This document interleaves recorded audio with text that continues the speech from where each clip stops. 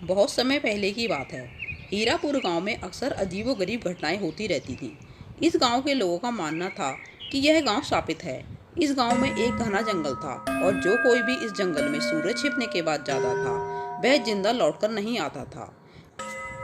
इसी गांव में सरजू नामक एक किसान रहता था। एक दिन वह अपनी भैंस को चराने ले गया। शाम को उसे लौटते समय देर हो जाती है। अरे बसंती, जल्दी कर, सूरज छिपने वाला है। रास्ते में मैं भूतिया जंगल भी पड़ेगा। तू वहाँ हरी हरी घास चरने लगी और मुझे वहाँ ठंडी ठंडी हवा में नींद आ गई। अब देर मत कर और फुर्ती से चल। सरजू उस जंगल से गुजर रहा था कि अचानक सूरज छिप जाता है।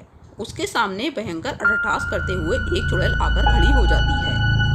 हा हा हा, दो दो शिकार एक साथ, एक मनुष्य और एक जानवर।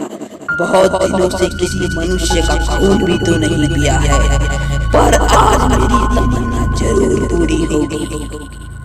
मुझे जाने दे चुड़ैल, मुझे अपनी भैंस को लेकर घर जाना है। जल्दी भाग बसंती, वरना यह चुड़ैल हमें जिंदा नहीं छोड़ेगी। भाग कर कहाँ जा रहा है? अब तू मेरे जंगल से नहीं बच सकता। मैं तेरे साथ तेरी भैंस को भी मार डालूंगी। हा हा हा। चुड़ैल सरजू और बसंती को मार देती है। सरजू के मरने की खबर उसके घर तक पहुंचती है। उसके दोनों बेटे अपने पिता की मृत्यु से बहुत दुखी हो जाते हैं।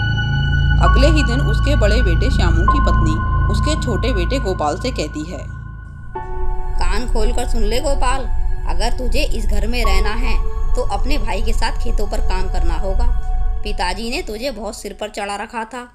तू जो भैंसों को चराने के बहाने पूरा दिन खाली घूमता रहता है, यह अब नहीं चलेगा। अब तुझे कल से ही काम पर लगना पड़ेगा। गोपाल अपनी भाभी की बातों को सुनकर हैरान रह जाता है, क्योंकि उसकी भाभी ने उससे कभी इस तरह से बात नहीं की थी। वह उदास होकर घर से बाहर निकल जाता है और चलते चलते उसी शापित जंगल में पहुंच जाता है।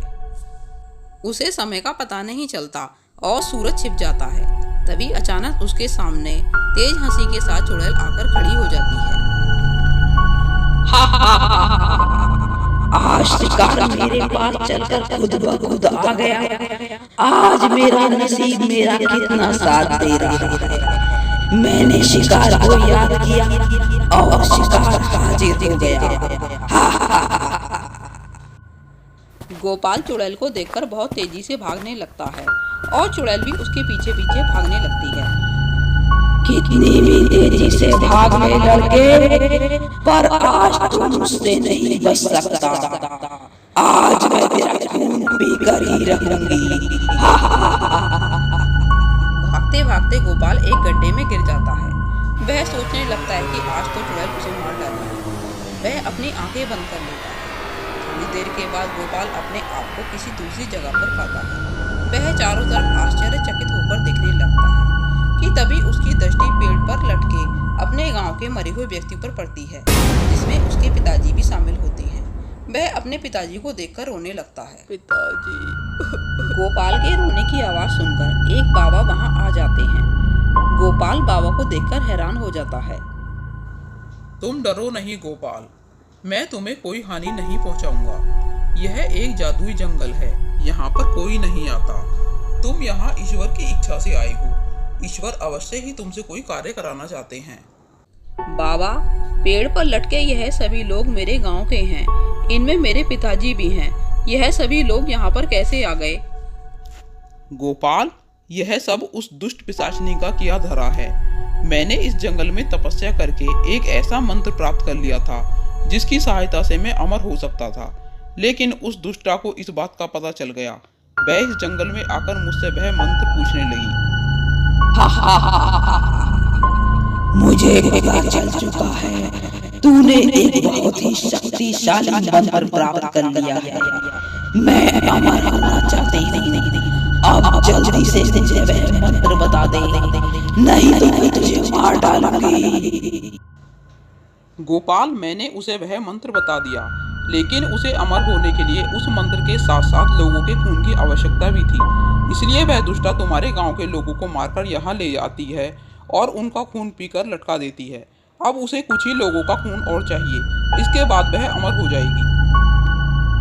बाबा, मेरे पिताजी और गांव वाले अब कभी जिंदा नहीं हो सकते? हो सकते हैं, पर यह कार्य बहुत कठिन है।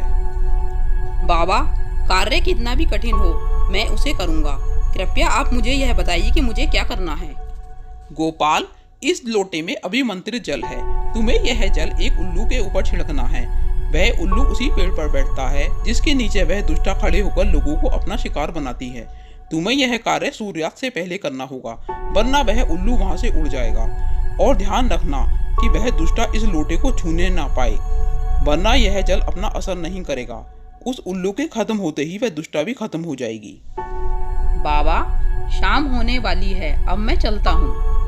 गोपाल, ईश्वर ने चाहा तो तुम अवश्य ही इस कार्य में सफल होगे। गोपाल जल का लोटा लेकर जंगल में पहुंच जाता है।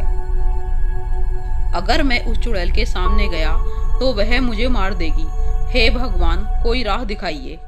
तभी उसके सामने बसंती की आत्मा आकर खड़ी हो जाती है। बसंती, तुम यहाँ आ गई? गोपाल, तुम चिंता मत करो, मैं तुम्हारी सहायता के लिए यहाँ आई हूँ। मैं तुम्हारा रूप लेकर उस चुड़ैल के पास जाती हूँ और तुम यह जल उस उल्लू पर छिड़क देना। बसंती गोपाल का रूप लेकर चुड़ैल के सामने जाती है। तो आ ही गया तू।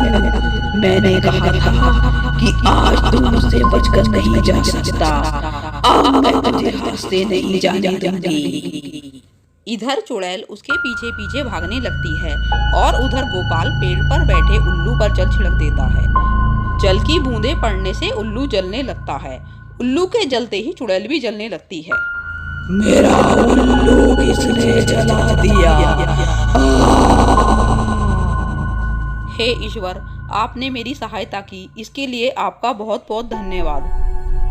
बसंती, तुमने यहाँ आकर मेरी सहायता की, इसके लिए तुम्हारा धन्यवाद।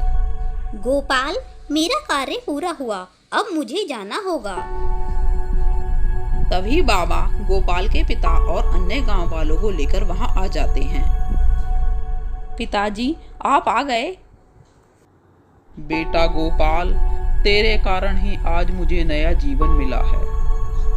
गोपाल, तुम बहुत साहसी हो। तुमने आज एक अत्यंत कठिन कार्य को पूर्ण किया है। तुम्हारे ही कारण यह गांव उस पिशाचिनी से मुक्त हुआ है। बाबा, यदि आप मुझे ना मिलते तो यह कार्य कभी भी पूर्ण ना हो पाता। आपके ही कारण मेरे पिताजी मुझे दोबारा मिले हैं। सभी गांव वाले गोपाल को धन्यवाद देते हैं और गोपाल अपने पिता को लेकर घर आ जाता है। पिताजी, आप जीवित हैं? गोपाल, मुझे तुझ पर गर्व है मेरे भाई। आज तेरे कारण हमारा पूरा परिवार साथ है। गोपाल, मुझे माफ कर दे, मैंने तेरे साथ बहुत बुरा व्यवहार किया। भाभी, आप माफी मत मांगो, मेरे मन में आपके लिए कोई भी कड़वाहट नहीं है। और फिर हीरापुर गांव में सभी लोग हंसी खुशी के साथ रहने लगे।